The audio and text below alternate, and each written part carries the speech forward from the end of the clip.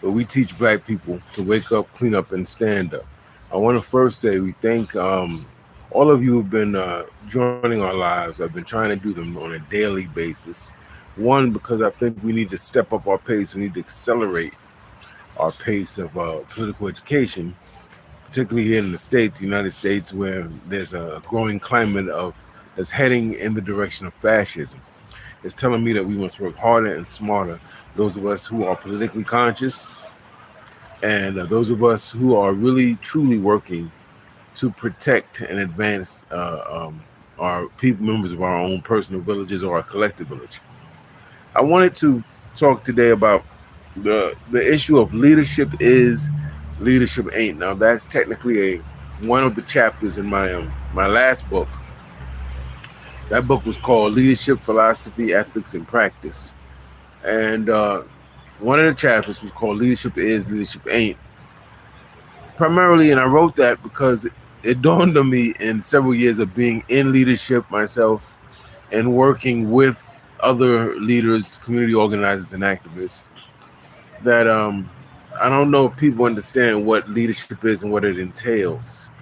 So let me. I want to approach this by reading actually from my last book. It reads: The great Malcolm X famously said in his message to the grassroots speech, "I'm telling you, you don't understand what a revolution is, because when you find out what it is, you'll get back in the alley. You'll get out of the way." So in this context, Brother Malcolm presumes that the audience doesn't take the concept and practice of revolution seriously enough. He suggests that if people knew the work and sacrifice required to mount a successful revolution, many would not participate. I think of effective leadership in the same way. I suspect that more than a few people in our community aspire to leadership or of a group or an event for all the wrong reasons. You gotta forgive me, family. I'm outside, so there's gonna be a lot of ambient noise. I'm reading those who just came in. I'm reading from my last book, Leadership, Philosophy, Ethics, and Practice, talking about the issue of what leadership is and what it is not. Some people seek leadership positions for noble reasons, but are naive concerning the expectations or demands of leadership. Regardless of one's motivations, the fact remains that they and we should know what to expect and the level of work and sacrifice required when it comes to community organizing. For this reason, we will discuss leadership from the perspective of what it is and what it is not to hopefully eliminate any confusion about the matter. Despite what you've read or seen on YouTube, Instagram, Facebook, or any number of these different social media platforms, good leadership has little to do with one's wardrobe title, real or imagined popularity, how many products they sold, the countless hours they spent posting or responding to people's comments of their posts.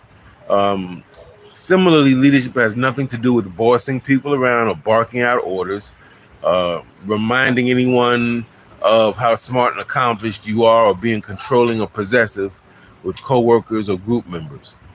Although effective leaders are informed and knowledgeable about what they do, a college education is not a prerequisite for leadership. One's personal wealth, social status, or family pedigree do not necessarily make them a solid community organizer. Leadership is not about being overly punitive or fault finding. Lastly, leadership is not taking credit, amassing a huge fan base, or receiving awards or commendations. So, what then is leadership? How can we define it clearly and concisely? Well, in fairness, we have to guard against being overly simplistic. Leadership manifests in several ways and means different things to different people. Having acknowledged that, we can boil the term down to a very basic definition. As I see it, leadership is the process or act of determining goals and effectively organizing people, ideas, and resources to achieve them. Obviously, leadership involves several dimensions or elements, but if we attempt to include every single one of these elements in leadership into this definition, that definition would be a book, a book unto itself.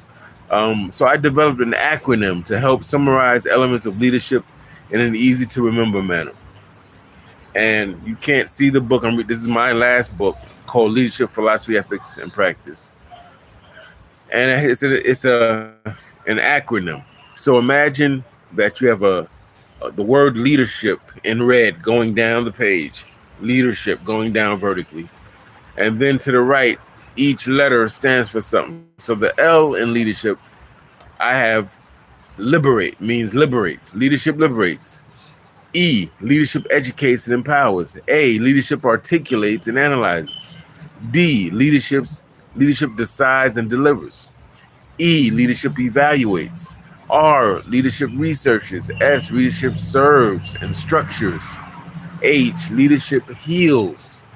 I, leadership improves and inspires. P, leadership prioritizes. Right?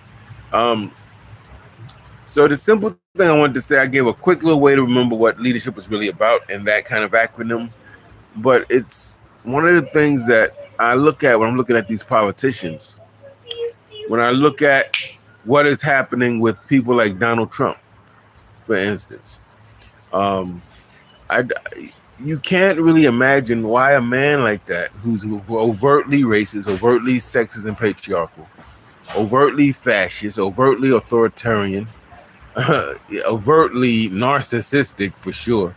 If you saw that latest interview he did with the National Association of Black Journalists, some of the things he said were not only outright insulting, they were completely wrong and inaccurate. He can't answer a question. He's incompetent, right? He can't even answer basic questions. It reminds me of Sarah Palin when she was in an interview. And I forget the lady that was interviewing her. She said, do you read newspapers? She said, oh yeah, I read it. She said, okay, name one. And she couldn't name one newspaper. I would imagine that Trump is like that, just really incompetent, negligent. Doesn't strike me as being very diligent or conscientious. Not a hard worker. He's the type that probably pays people to do the real work, and he probably gets his little reports and adds his little flavor to it. He doesn't strike me as a diligent man, a conscientious man. He strikes me as somebody who was born with the golden spoon in his mouth, never really worked hard, inherited anything he has of any decency he inherited. I don't think he's a self-made man. Based on what I understand about his businesses, he hasn't done well as a businessman. He's certainly not somebody I see as a liberator. He's not somebody I see as a community servant.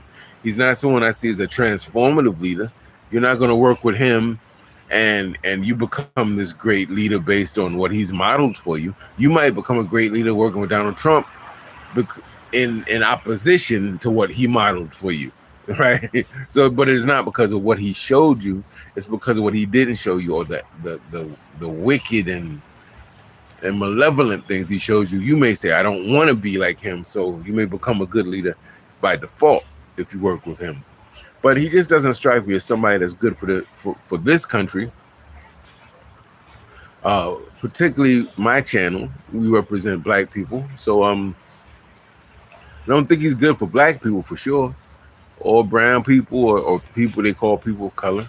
And if I can be quite frank, I don't think he's good for working class, poor whites. I don't think he's good for women. I just probably rattled off 9/10 of the country. Bam, he's not good for the vast majority of the citizens or the people residing in this country.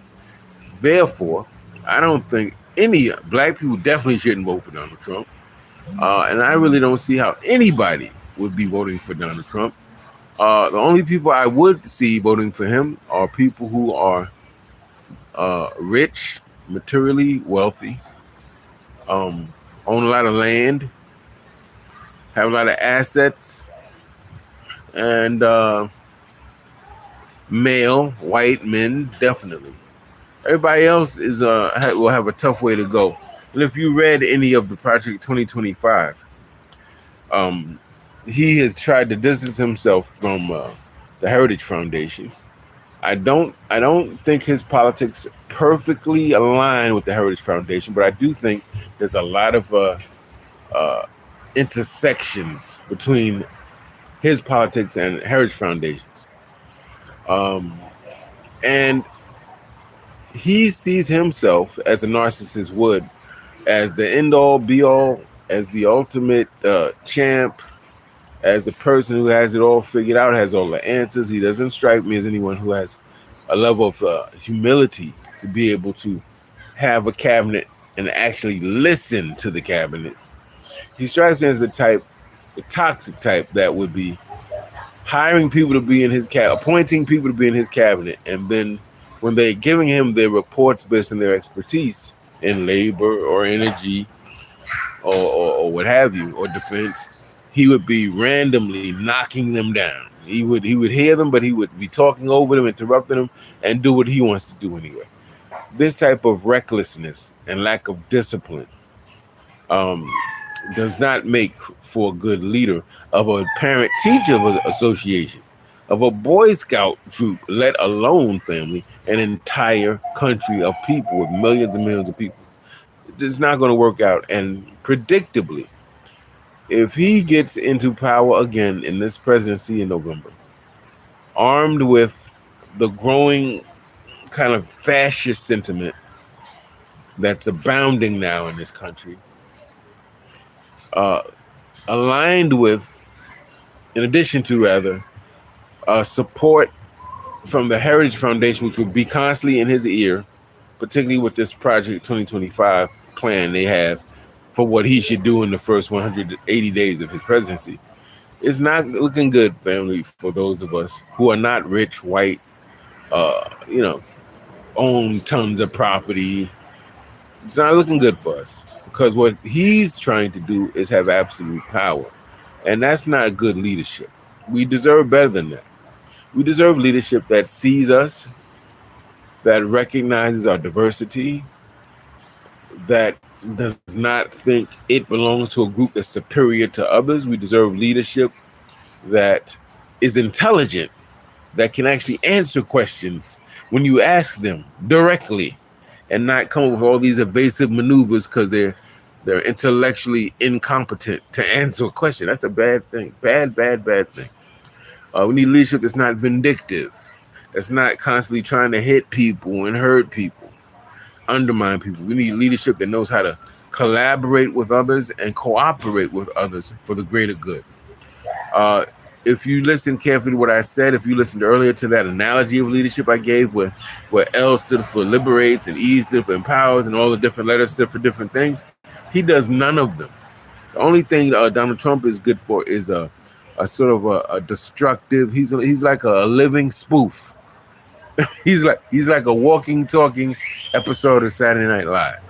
When you watch the Saturday Night Live depiction of him, I think is it Alec Baldwin that plays him in that? It's almost completely precise and accurate of how Donald Trump really is. He's like a walking, talking spoof. He's somebody that he should be working in a sitcom that makes us laugh. He's a spoof of how bad politics can be when they become reactionary and fascist. But he certainly should not be taken seriously as a leader of this country or any country. Yes, I'm absolutely a hater, Skipjack. I'm a hater of ignorance and incompetence as embodied by Donald Trump. Thank you for that perfect line for me to build on. I'm definitely a hater, not of him, but of what he represents. A hater of that type of politics. A hater of that of ignorance and xenophobia and racism. I definitely hate those things. So with that said, family, leadership is not having an office, having a title, having a nice cushy seat, telling people what to do, bossing people around. That's not real leadership. Leaders are servants of the community. They're community stewards at the highest level. They are people who have love for the people they lead. Number one, you can't have love for some of the people you lead. You have to have love, or at least basic humanity and respect for all the people you lead.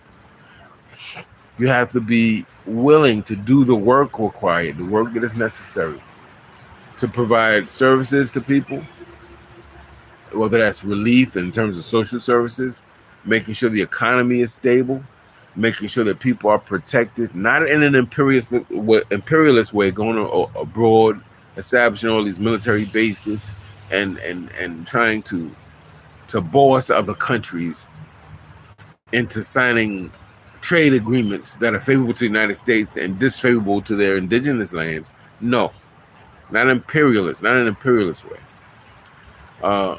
So I am in no way enthused about him as a candidate. I think that he is, like I said, ignorant, unintelligent, incompetent. He has no qualifications to be a president. And the fact that he's even allowed to stand on a stage, the fact that he's even allowed to be mentioned in the same breath as the Kamala Harris, with all of her own problems, which is a whole nother episode, with her own maybe contradictions and issues, he shouldn't even be allowed to breathe the same air as Kamala Harris. Because regardless of what you want to say about her, she is at least intelligent, is coherent, can listen to a question and answer it appropriately and accurately. As a lawyer, that means there's been years of study, years of debate, that she has certain skills. She can meet deadlines. She can debate an argument. She can give a solid argument. She's been a leader of large-scale institution in the state of California as a prosecutor. I mean, she's a fighter. She knows how to fight using the law. So, and that's not necessarily saying that I think she's the best candidate. That's not what this show is about. The show's about what leadership is and what it ain't. And he ain't leadership. But to say it in the so-called King's English, he is not a competent and qualified leader. If this country kept it real, then he would be in prison. Number one, before we even get to those 30-something felony counts he got for trying to pay hush money to that woman that he slept with, right? And tried to cover it up and lie about it. For his dealings with Putin, for possibly interfering in elections, for inciting a mini coup d'état, a takeover, an invasion of the national capital. That's traitorous activity, actually. And there's only two consequences for someone being a traitor. I don't even have to say them. You know what they are. One is imprisonment, and you know what the other one is, a rather final sort of punishment. So the fact that he's even not in jail is unbelievable. He shouldn't even be in a space where he could even run for any office. Only office he should be running for is the office of corrections. That's where he belongs, in a prison for what he has done. How those of you who are fighting for him and doing the little funny comments on the thing, I'm surprised. It says something about your intelligence and your integrity that you would back a person who's a traitor to his own country. Says something about you that you may need to think about. But in any event, thank you for listening. Have a beautiful evening. See you tomorrow, God willing. Peace and Black power.